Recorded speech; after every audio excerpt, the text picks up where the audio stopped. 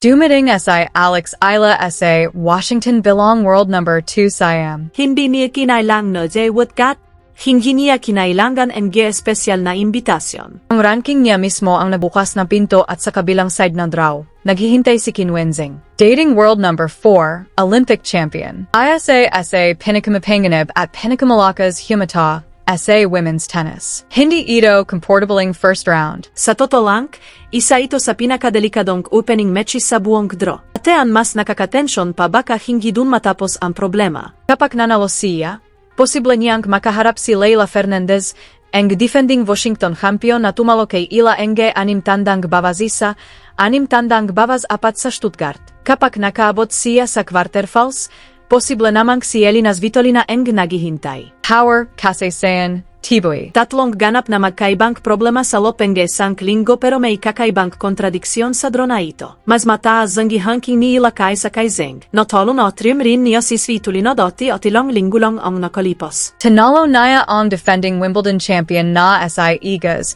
Wetchek SA Center Court. Kaya ang tanong ngayon ay ito. Ito ba ang pinakamasamang gantimpala para sa isang player na magsisimula pa lang na American hardcore season? O ITO ba ang pinakamabilis na paraan para patunayan ni Alex Ila na ang pagkangat niya ay hindi na lang nakatali sa isang surface, isang tournament o isang perpektong buwan? Dahil ang linggong kito ay hindi lang tungkol sa pag-survive sa isang brutal na draw. Tungkol ITO sa pagtukwaskan ano ang matitira kapag nawala na ang momentum ng grass court season. Tumaas na ang expectations at bawat round ay pinipilit kan medyan ibang bersyon ng sarili emo. Dapat sana ang Washington ang simula ng bagong kabanata. Sa loob ng maraming taon, umikot ang kwento ni Alex Ila sa salitang potensyal. Nakikita ang MGA Tawang Junior Grand Slam champion. Nakikita nila ang left-handed talent nila SA Pilipinas. Nakikita nila ang player na hinubok sa Rafa Nadal Academy. Pero sa likod ng gelaha ang iyon, isa pa rin ang paulit-ulit na tanong. Talaga bang kabilang siya sa pinakamagagaling na player sa mundo? At pagkatapos ng 2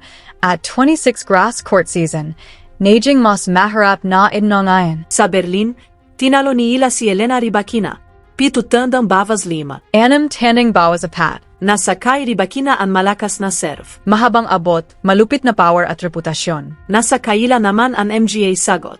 Mas mayos siyang pamuesto SA returns. Mas maaga niya binabago ang direksyon ni bola. Tumenggi siyang hayang maging simpleng first strike battle ang laban. Pagkatapos noon, tinalo niya si Svitolina. 6 tandang bawas 3, 6 tandang bawas 4. Ibang uzi naman na laban iyong. Handa makipagdepensa si Svitolina, mag-reset at pahabain ang rallies hanggang sa maging impatient ang kalaban. Nanataling disiplinado SI Isla at nagtapos siya na kontrolado ang laban. Pagkatapos dumating ang Wimbledon, lumaki ang entablado, bumigat ang pressure at hindi lang basta lumaban na matapang si Ila laban kay Iga Swiatek. Tinalo niya mismo ang defending champion. Tanding bawas 6, tanding bawas 2, SA Center Court. Dun tuluyang nagbago ang usapan. Bago ang grass court ron na iyon. Ang pagipayasok pa lang sa main draw ang malaking bagay na. Pagkatapos noon, ang gustong malaman ng mga tao ay kung gaano kalalim ang kaya niyang abutin. Dati ang makipagsabayan sa isang major champion ay promising na. Pagkatapos noon,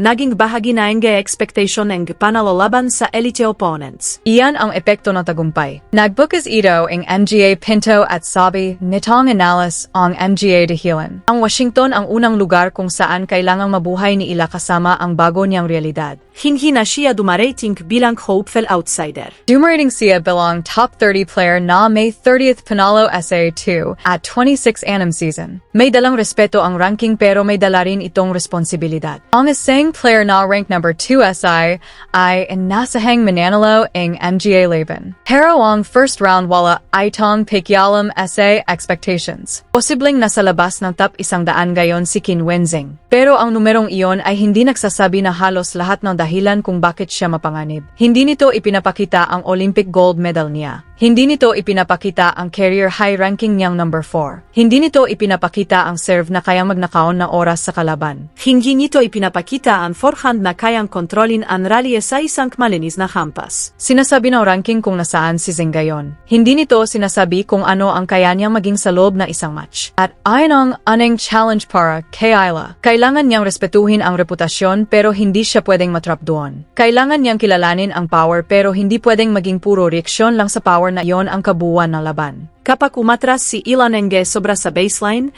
bibigyan niya si Zeng Kenge espasyo. Kapag naging passive siya, kayang umatek ni Zeng sa unang maikling bola. Kapag naman sinubukan niyang tapusin agad ang points na masyadong pwede niyang ibigay kay Zeng ang mga errors na kailangan nito para makahanap ng kumpiyansa. Mahihirap ang magiging balance rito. Kailangang manatili si Ilan ng sapat na lapit sa beselin para magamit ang timing niya. Kailangan niyang mag-return na may malinaw na layunin. Kailangan niyang ilayo ang sapat na dami ng bola mula sa pinaka-komportableng hitting zone ni Zeng. At higit sa lahat, kailangan niyang pag-alawin si Zeng bago pa ito makakuha ng control. Mahalagang alalahanin dito ang Berlin. Laban K. Rebekina, hindi sinubukan ni Ilan na higitan ang mas malakas na kalaban sa power. Binago niya ang Hughie Zeng Geralis. Ginamit niya ang maagang pagbabago ng direksyon. Kinuha niya ang bola bago pa maging sobrang laki ng court. Pinilit niyang tumama si Rebekina abang gumagalaw. Hindi ibig sabihin nito na automatic na ubra iyon laban kay Zeng. Hindi magkapareho ang dalawang player pero pareho ang sentrong problema. Paano masusurvive ni Ila ang mabigat na first strike tennis nang hindi isinusuko ang basilan? Ipinapakita ng Berlin na may sagot siya. Ang panggalawang tanong,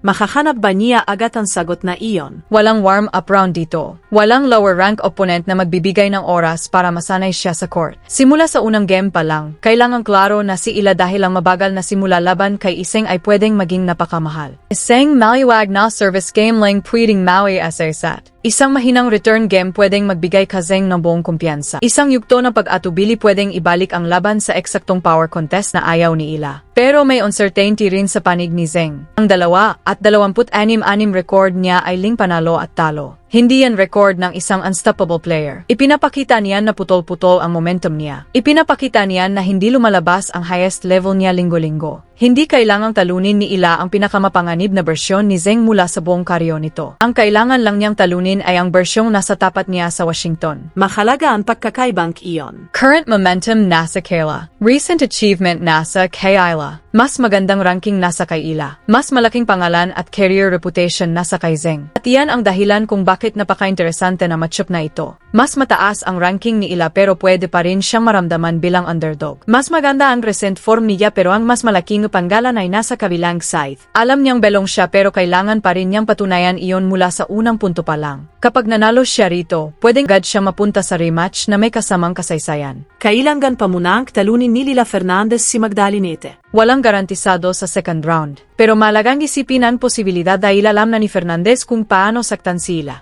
Sa Stuttgart, tinalo ni Fernandez si Ila ng 6-1, 6-4. At ang pinakamahalagang bahagi ng resultang iyon ay hindi lang ang final score kundi ang simula. Nakuha ni Fernandez ang unang 5 games. Naka-pressure siya gamit ang forehand. Binuksan niya ang court bago pa makahanap ng si Ila. At nang mag-simulang mag-settle asay Ila, huli na ang laha. Ang Washington ay pwedeng magbigay kay Ila ng ibang uri ng test. Tatanungin siya ni Zeng kung kaya ba niyang hawakan ang explosive power. Tatanungin naman siya ni Fernandez kung kaya ba niyang matuto mula sa isang masakit na pagkatalo. Mas personal na challenge iyon. Hindi darating si Ila sa rematch na iyon na walang impormasyon. Alam na niya kung paano sinubukang kontrolin ni Fernandez ang match. Alam niyang magiging mahalaga ang opening games. Alam niya ang passive tennis e pwedeng magbalik sa parang problema. Ang tanong ay ito, magiging adjustment ba ang kalamang iyan? Kaya bang protektahan ni Ila ang opening service games? Kaya ba niyang pigilan si Fernandez na diktahan ang laban gamit ang forehand? Kaya ba niyang atakihin ang second serve bago pa makabuo ng kumpiyansa si Fernandez? Kaya ba niyang gawing mas mahusay na plano ang pagkatalo sa Stuttgart? Ganyan ang hitsuran ng totoong progress sa level na ito. Hindi ang iwasan na player na minsang naglantad ng kahinaan mo kundi ang harapin siyang muli na may mas malinaw na sagot. May dala ring dalawang magkaibang realidad si Fernandez sa Washington. Siya ang defending champion. Kilala niya ang MGA courts. Kilala niya ang kondisyon. Alam niya kung ano ang pakiramdam na bumuo ng momentum sa lungsod na ito at umalis na may tropeo. Sa 2025 title run niya rito, natalo niya sina Jessica Pegula at Elena Rybakina. Malaking kumpiyansa ang naibibigay ng kasaysayang iyon. Pero may kasamang tanong ang recent form niya. Ang defending champion ay kailangan pa ring hanapin ulit ang level na nagdala sa kanya sa titulo 1 taon na ang nakalipas. Bago niya maisip si Ila, kailangan niya munang talunin si Lynette. Posibleng hindi na mangyari ang rematch. At kung mangyari man, Parehong may bitbit na pressure ang dalawang players. Sinisikap ni Ila na baliktarin ang nangyari sa Stuttgart. Sinisikap naman ni Fernandez na protektahan ang alaala ng pinakamagandang linggo niya sa Washington. Sa laban na iyon, baka kasing halaga ng tactics ang emotional balance. At pagkatapos naroon ang posibleng quarter foul. Si Elina Svitolina ang number 2 seed. May first round by siya. Kung makarating doon si Ila, malamang nadadaan muna siya sa dalawang napakahirap na laban. Pwedeng pilitin siya ni Zen na saluhin ang pace. Pwedeng pilitin siya ni Fernandez na humabol sa mga angles at madalas magpalit ng direksyon. At pagkatapos siyang tanugin ni Svitolina kung kaya ba niyang ulitin ang lahat na iyong mas matagan. Hindi kailangan ni Svitolina na isang sobrang nakamamanghang sandata para maging mapanganib. Ang tunay niyang banta ay repetition. Pinahahaba niya ang points. Pinapalitan niya ang taas ng bola. Nai-redirect niya ang pace. Naghihintay siya hanggang may mawalan na presensya. Pinipilit ka niyang tumama isa pan boule kahit pakiramdam emotay pose na ang punto. Ang klaseng pressure na iyon nagsisimula sa physical tapos nagiging mental. Modeling maging patient. Essay. Isang rally. Ang totoong challenge ay ang manatiling patient pagkatapos ang dalawang oras. Pagkatapos ang ilang mahihirap na service games at kapag mabigat na ang pakiramdam ang NGA binimo. Dahil nag-IBA ang decision making. Ang isang matalinong attacking ball pwedeng maging minadaling attack. Ang isang kontroladong rally pwedeng maging unnecessary risk. Magsisimulang gustuhin ang player na paiklin ang points hindi dahil tama na ang pagkakataon kundi dahil binago na ang pagot ang kahulugan ng pasensya. Ang posibleng laban kay Svitolina ay susubok kung kaya ba manatiling malinaw ni Ila sa ilalim ng ganong pressure. Pero may isang mahalagang bagay sa matchup na ito. Natalo na ni Ila si Svitolina at inalis na panalo niyang iyon sa Berlin ang psychological barrier. Hindi na niya kailangang manghula kung ubra ba ang patterns niya laban kay Svitolina. Alam na niyang pwede. Alam niyang kaya niyang makipagsabayan sa mahahabang rallies. Alam niyang kaya niyang lumikha ng sapat na pressure para manalo ng service games at return games. Alam niyang hindi pantasya ang tagampay. Ang susunod na challenge ay repeatability. Kaya ba niyang taluna si Svitolina sa ibang surface? Kaya ba niyang gawin iyon pagkatapos ng dalawang mabibigat na rounds? Kaya ba niyang patunayan na ang Berlin ay hindi lang sorpresa na limitado sa grass? Mahalaga ang tanong na iyan dahil ang repeatability ang naghihiwalay sa upset at sa bagong level. Ang isang panawa ay kayang baguhin ang isang linggo. Ang paulit-ulit na panalo binabago ang isang career. At ayon ang dahilan kang bakit sobrang bigat ang Washington draw para kay Alex Isla. Hindi pare-pareho ang tanong na ibinabato ang tatlong posibleng kalaban. Si Zeng tinatanong kung kaya ba niyang saluhin ang power na hindi nawawala ang court position. Si Fernandez tinatanong kung kaya ba niyang makadyust matapos ang isang masakit na pagkatalo. Si Svitolina, tinatanong kung kaya ba niyang manatiling matiyaga kapag ang pagod at frustration ay nagsisimula na baguhin ang kanyang mga desisyon. Walang sang player na sasagot sa lahat ng iyan. Ang agresyon na kailangan laban kay Fernandez ay pwedeng maging delikado laban kay Svitolina. Ang patience na kailangan laban kay Svitolina ay pwedeng magbigay ng sobrang oras. Kay Zeng, ang return position na epektibo laban sa isang serve ay pwedeng pumalya laban sa iba. Sa madaling salita, bawat round ay maaaring humingi na ibang